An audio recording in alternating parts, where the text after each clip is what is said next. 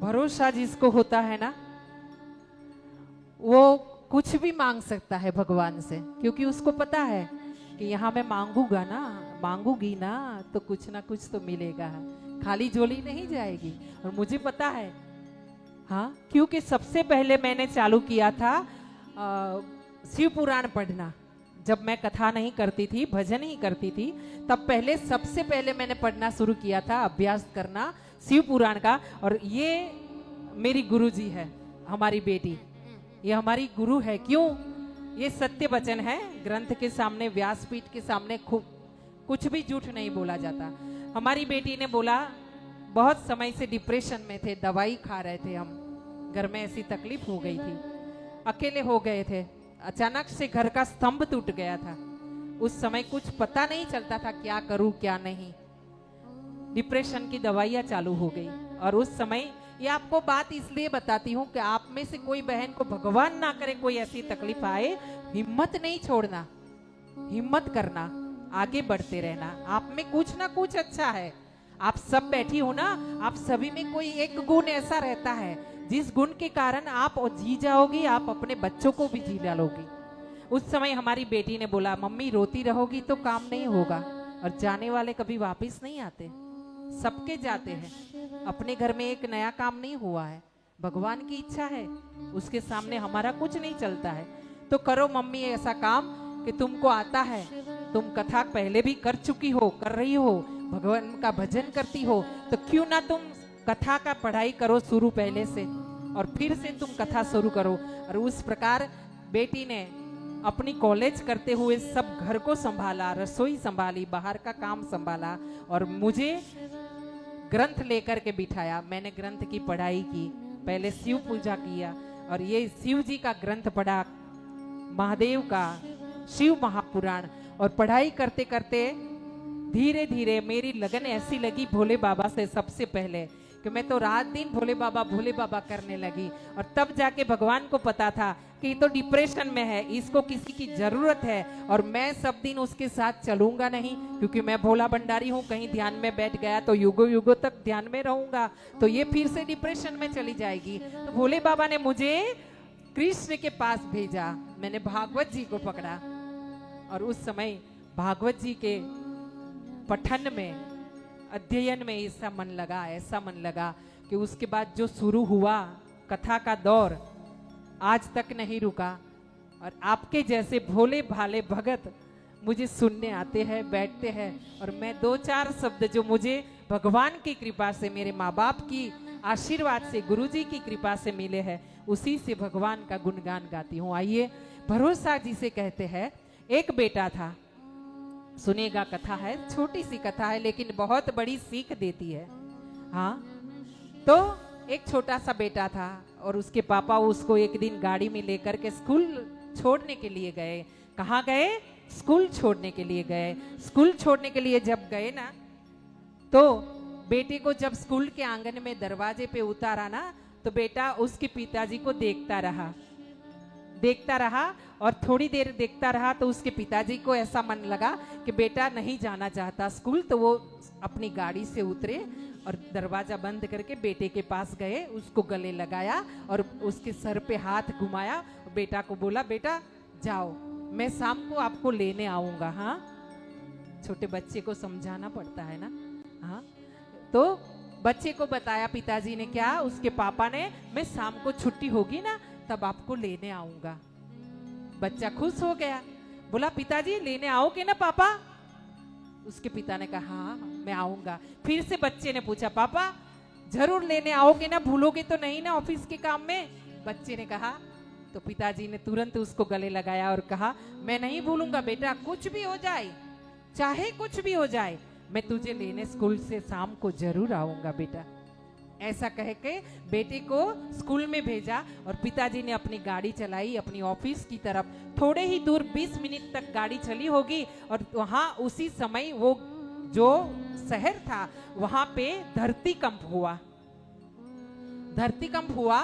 तो उनकी नजर के सामने जो बेटे के पिताजी थे, गाड़ी चला रहे थे, उन्होंने गाड़ी रोक दी। उसी समय उनकी नजर के सामने बहुत सारी बिल्डिंगें धराशायी हुई, नीचे गिरी और बहुत सारा शहर में नुकसान हुआ, टूटा शहर, रोड टूटे और बहुत बड़ा धरतीकंप था। तो उसके पिताजी को एकदम से धक से याद आया, मेरा बच्चा स्कूल में है, अभी मैंने स्कूल में छोड़ा है और उसकी बिल्डिंग बहुत बड़ी है, कहाँ मेरा बच्चा क्या करता होगा, कैसे होगा। उसने तुरंत यू टर्न लिया और वो गाड़ी को यू टर्न करके स्कूल के पास आया जहाँ पे उसको छोड़ा था। वहां पे देखा तो 5 माले की स्कूल की बिल्डिंग पूरी की पूरी टूटी हुई पड़ी थी और कुछ बच्चे ऐसे ही मरे पड़े थे रोड पे, जिसके ऊपर थोड़ा थोड़ा मलबा गिरा था और बच्चे मरे थे। उसमें से देखा तो उसका बच्चा नहीं था।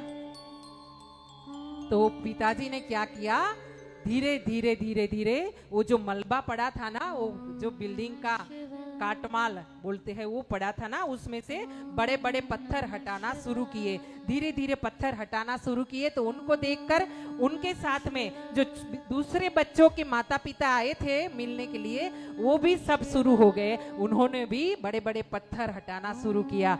हटाते हटाते दोपहर हो गई लेकिन उसका बच्चा नहीं मिला। इस तरफ पिताजी की आंख में आंसू है कि मेरा बच्चा इसमें दबा हुआ है, कैसे मिलेगा, जिंदा मिलेगा कि मर जाएगा। पिताजी रो रहे हैं पर पत्थर हटा रहे हैं। दोपहर हुई तो थोड़े जो माँ बाप थे ना वो हिम्मत हार गए। थोड़े माँ बाप थे ना वो हिम्मत हार गए। उन्होंने यही सोच लिया कि हमारा बच्चा मर गया, उन्होंने छोड़ दिया और वो अपने घर चले गए। दूसरी तरफ प्रशासन को पता चला, सरकार को पता चला, तो वो पंचायत, नगर पंचायत में से जो लोग आए, कर्मचारी बड़े बड़े वाहन लेके वो मलबा हटाने के लिए वो कार्य करने लगे। बड़े बड़े पत्थर हटाने लगे, बिल्डिंग का बड़ा भाग उठाने लगे। करते करते करते वो बेटे का बाप जो था पहले से लगा था, उस सांझ के 7 बजे तब तक मलबा हटाता रहा, पत्थर हटाता रहा, लेकिन उसका बच्चा नहीं मिला। सबने बोला अब तो जाने दो, अब कुछ नहीं बचा। सब रोते रोते अपने घर चले गए। जो कर्मचारी आए थे ना सरकारी, वो भी सब अपने अपने घर चले गए। लेकिन ये जो बेटे का बाप था ना, वो नहीं गया। उसने पत्थर हटाना चालू रखा। जहां उसके बेटे को छोड़ा था ना, उस जगह पे उसने पत्थर हटाना चालू रखा। और उसी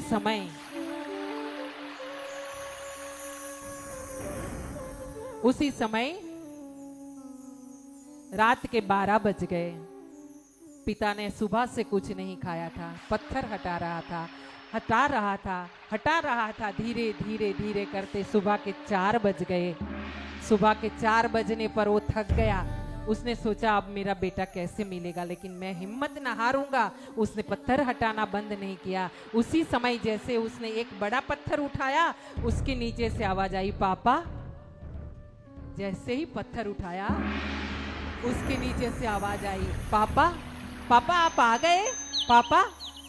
बेटा अंदर दबा हुआ था। उसने छोटी सी जगह से देखा तो उसके पिताजी पत्थर हटा रहे थे। उसने अपने पिताजी को आवाज दी। जैसे ही अपने बच्चे की आवाज सुनी ना, बाप को और हिम्मत आ गई। हाँ, मेरा बेटा जिंदा है, मैं निकाल लूंगा, मैं कुछ भी करूंगा, लेकिन उसे बाहर निकालूंगा। जैसे ही उससे एक और बड़ा पत्थर हटाया ना, तो छोटा बच्चा उसमें से बाहर निकल के आया। अपने बाबा को गले से लग गया, पापा पापा करके गले लगा। गले लगने के बाद उसके पिताजी को उसने बताया। क्या बताया? गले लगने के बाद अपने पिताजी को बोला, पापा मेरे और दोस्त भी इसमें दबे हैं, जिंदा है, आप उनको निकालिए। तुरंत उसके पापा ने और भी पत्थर हटाए और 2-3 बच्चों को और को बाहर निकाल के रखा। और जैसे ही 3-4 बच्चे उसके दोस्त बाहर निकले ना, तो वो बेटा जो था ना, बाप का बच्चा, उसने अपने पिताजी की तरफ उंगली करते हुए अपने दोस्तों को कहा। क्या कहा? मैंने बोला था ना, मेरे पिताजी आएंगे, मेरे पापा आएंगे, मेरे पापा ने वचन दिया है, मेरे पापा ने बोला है कुछ भी हो जाएगा लेकिन मैं आऊंगा, मैं भूलूंगा नहीं, मैं आऊंगा।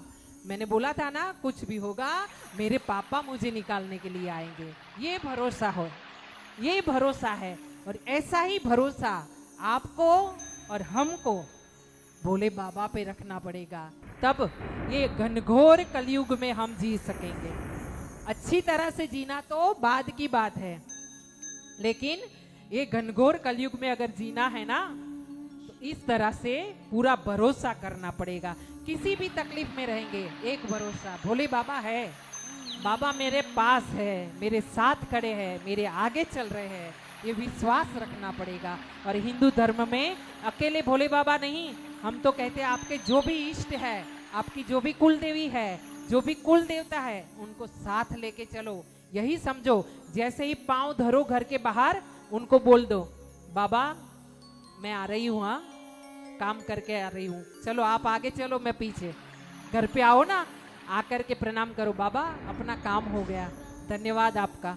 ऐसे धन्यवाद करो भगवान का, क्योंकि अगर वो नहीं रहे ना तो कोई काम होने वाला नहीं है। यहाँ बताया गया है कि शिव जी का ये स्वरूप जो है उसमें सबसे पहले ओमकार सुनाई दिया है। स्तंभ से सबसे पहले क्या सुनाई दिया है? ओमकार। आप सब जो अगर चाहो तो घर पे ओमकार का 5 मिनट का ध्यान धर सकते हो। और 5 मिनट के ध्यान से मैं ये बताती हूँ आपको, अगर आप आंखें बंद करके कोई एक रूम में एकांत में बैठो, जहाँ कोई हल्ला शोर शराबा ना होना चाहिए, एकदम एकांत हो, शांत हो, वो जगह पे बैठो, आंखें बंद करके मुद्रा धारण करो और आंख बंद करके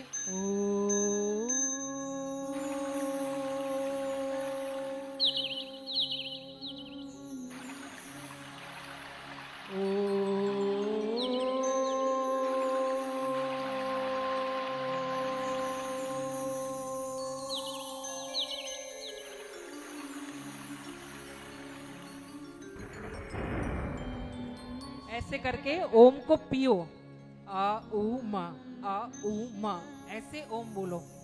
हाँ, ओम सबसे छोटा मंत्र है हमारे हिंदू धर्म का। अगर आपने 5-5 मिनट रोज ही सुबह शाम बैठने की कोशिश की ना, तो आपके शरीर की सब तकलीफ दूर हो सकती है। ये दवाई है भगवान की तरफ से, ये औषधि है हम सबको, ओम। और आप अगर विश्वास नहीं करते हो, किसी को विश्वास ना भी आए, किसी को लगे कि ये नाटक भी है, तो हम यही बताएंगे कि हमको तो भगवान की तरफ से मिला है, बाकी का आप जानो। मुझे जो मिला है मैं आपको बता रही हूँ, मुझे जो फायदा हुआ है मैं आपको बता रही हूँ, और ये मेरे पॉकेट से नहीं है, यहाँ से है, ग्रंथ से बता रही हूँ। बाहर की कोई बात नहीं है, पॉकेट की बात नहीं है, मेरे मन की बात नहीं है। मेरे मन की बात रहेगी तब बता दूंगी कि मेरे मन की बात बता रही हूँ। हाँ, यहाँ पहला ओमकार है, अ यानी भगवान का उत्तर मुख। हम जो बोलते हैं ना, हमारे हिंदू धर्म में कोई भी चीज जो है ना, वो ऐसे ही नहीं बनी है, सब अपने ग्रंथों में से आया है। हाँ, अपनी बड़ी बड़ी पाठशालाएं थी, तक्षशिला, नालंदा, हाँ ये सब पाठशाला पहले थी, जिसको जलाया गया, और जलाने के बाद वो सब ग्रंथ चले गए जो हमारे पास थे। हाँ, उसी से ब्रह्मांड है। कोई बोलेगा कि अमेरिका ने पहले विमान बनाया, प्लेन बनाया, हम बोलेंगे नहीं, भारत ने पहले प्लेन बनाया। हाँ, राम जी जब वन से गए थे ना, उनके पास पुष्पक विमान था। हाँ, ऐसे सब देवों के पास, सब मुनियों के पास विमान था, अकेले राम जी के पास नहीं था। सभी देवी देवताओं, मुनियों के पास, ऋषि मुनियों के पास ऐसे विमान थे, अपने मन की गति से उड़ते थे लोग, वो विद्या अपने पास थी। ये हमारा हिंदू धर्म है, हम ये सनातन धर्म के बच्चे हैं। हाँ, यहाँ बताया गया है, अ यानी भगवान का उत्तर मुख है, उ यानी भगवान का पश्चिम का मुख है। भगवान के मुख देखिए, दर्शन कीजिएगा, ये आपको शाब्दिक दर्शन करवा रही हूं मैं, शाब्दिक। जैसे यहाँ आप निश्चल सामने दर्शन कर रहे हो भगवान की मूर्ति के, वैसे ये शाब्दिक दर्शन है।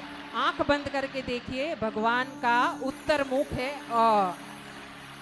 उ भगवान का पश्चिम मुख है, म भगवान का दक्षिण मुख है, बिंदु जो है ना ओमकार में बिंदु, वो पूर्व मुख है, और जो नाद होता है ना ओमकार का, ओ, वो नाद है ना, वो भगवान का ऊर्ध्व मुख है, ऊपर वाला मुख है। यहाँ भगवान के मुख का कल्पना की गई है, अकार, उकार, मकार, बिंदु और नाद। ये सब मिलकर के प्रणव मंत्र होता है, यहाँ ये बताया गया है। हाँ, और इस प्रकार यहाँ बताया गया है कि जो ब्राह्मण है, भूदेव है, पंडित है, उनको ओम नमः शिवाय मंत्र बोलना है। बाकी के जो रहेंगे ना इतर ज्ञाति, जो भूदेव नहीं है, जो पंडित जी नहीं है, बाकी की जितनी ज्ञाति है ना, उन सबको क्या बोलना है? नमः शिवाय ओम, ऐसे मंत्र बोलना है। यहाँ बताया गया है कि जो भी ज्ञाति है बाकी की, उनको इस तरह से शिवाय नमः ओम बोलना है, या भी नमः शिवाय ओम बोलना है। पंडित जी रहे, भूदेव रहे तो ओम नमः शिवाय बोलना है। लेकिन मैं यहाँ से एक बात बोलती हूँ, आप खाली भगवान के सामने खड़े भी रह जाएंगे ना हंसते हंसते, हाँ, तो भी भगवान आपको आशीर्वाद देंगे कि जाओ बेटा खुश रहो। क्यों? भगवान ऐसे मोहताज नहीं है कि आप ओम नमः शिवाय बोलो उसके बाद आपको आशीर्वाद दे। भगवान ऐसे बंधे नहीं है। भगवान अपने आप में ऐसे आजाद है कि आप जहां भी रहो, जैसे भी रहो, अगर एक बार मन से ध्यान कर लोगे ना, भोले बाबा के 5 मुख है, ऐसा सोच लोगे ना, तो वहां से आपको आशीर्वाद देंगे। कैलाश से दौड़े दौड़े आएंगे डमरू लेकर के। कब? कि जब आप अपने मन में घर में बैठकर भी बोलोगे ना, भोले बाबा मैं आपको याद कर रही हूँ, हाँ, तुरंत भोले बाबा आपको वहां भी दर्शन दे सकते हैं। इतने सीधे सरल और भोले हैं, हाँ। और इसलिए गुजराती में एक भजन है, हूँ कहीं गांडो नथी रे, हूँ कहीं घेलो नथी रे। क्या कहा है? मैं पागल तो नहीं हूँ, भोला हूँ। मैं पागल नहीं हूँ, मैं भोला हूँ। और क्या कहा है? कोई थी छितराओ वो भोड़ो नथी रे, गाडो नथी रे, हूँ कहीं घेरो नथी रे, हूँ कहीं गाडो नथी रे, हूँ कहीं घेलो नथी रे, हूँ कहीं नथी रे, हूँ कहीं। कोई थी छितराओ वो सचको नथी रे, कोई थी छितराओ वो सचको नथी रे, हूँ कहीं घेरो नथी रे, हूँ कहीं गाडो नथी रे, हूँ कहीं घेरो नथी रे, हूँ कहीं गाडो नथी रे, हूँ कहीं घेरो नथी रे। 4-5 पुष्प लईने मंदिरे आवता, 4-5 पुष्प लईने मंदिरे आवता, अरे 4-5 पुष्प लईने मंदिरे आवता, 4-5 पुष्प लईने मंदिरे आवता, लॉटरी लागे एवी मानताओ मानता, लॉटरी लागे एवी मानता मानता, आहा लॉटरी लागे एवी मानताओ मानता, लॉटरी लागे एवी मानता मानता, एवा 5 फूले 5 लाख जे तो नथी रे, गांडो नथी रे, हूँ कहीं घेलो नथी रे, हूँ कहीं गांडो नथी रे, हूँ कहीं घेलो नथी रे। अरे कोई थी छितराओ वो सस्तो नथी रे, गांडो नथी रे, हूँ कहीं घेलो नथी रे, हूँ कहीं गांडो नथी रे, हूँ कहीं घेलो नथी रे।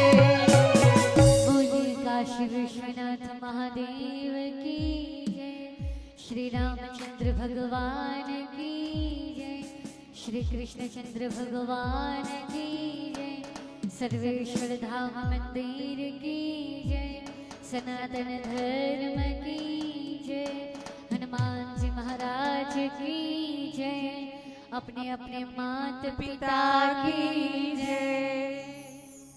जय बोलते रहना, जय बोलते रहोगे ना, अपनी जय होगी, अपनी जय है। यहाँ भगवान को जय की जरूरत नहीं है, अपने मन से जय जय बोलते रहो। जय जय बोलते बोलते अपनी भी जय जय होती जाएगी। और ये स्थान ऐसा है, पहले दिन कल ही बताया था हमने, क्या ये बताया था कि आप अगर घर पे कथा करवाते हो ना तो उत्तम है, लेकिन अगर शिवालय में या कोई मंदिर में या कोई नदी के किनारे कोई पवित्र स्थान पे कथा करवाते हो ना तो समझ लो इससे उत्तम कोई कार्य नहीं है। यहाँ बैठ के आप एक बार राम बोलोगे ना तो आपको करोड़ों बार राम बोलने का पुण्य मिलेगा। हाँ, यहाँ आइए बताया गया है कि वाणी का पाप, पाप के बारे में यहाँ बार बार बताया गया है। बताया क्या है, वाणी का पाप जो है वो आप जप करोगे ना, राम राम राम। देखिए मैं बताती हूँ, मैंने पहले शिव कथा पढ़ी, शिव कथा करी, देवी भागवत पढ़ा, देवी भागवत किया, भागवत जी किया, भागवत जी भी कथा कर ली। हाँ, लेकिन मुझे राम जी के बारे में मन में एक जगह पे थोड़ा सा संशय था राम जी के विषय में। क्या संशय था? राम जी ने सीता जी को न्याय नहीं किया। मेरे मन में सब दिन, इंसान हूं, औरत हूं, तो औरत के नाते मुझे ऐसा लगता था चाहते तो राम जी सीता जी को न्याय कर सकते थे। और इसी कारण मैंने कभी रामायण जी को ना सुना ना कभी पढ़ा।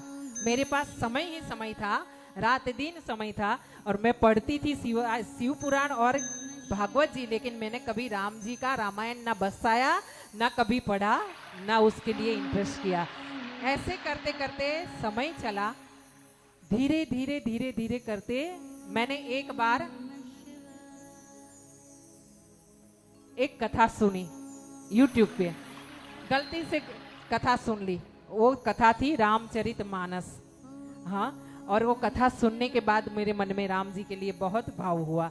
और आज देखिए रामचरितमानस घर में बसाए हैं, पढ़ लिए हैं, और पढ़ने के बाद एक कथा बुकिंग हो गई है ऑलरेडी फरवरी में, अगली फरवरी में 26 को 2026 को अयोध्या जी में कथा बुकिंग है।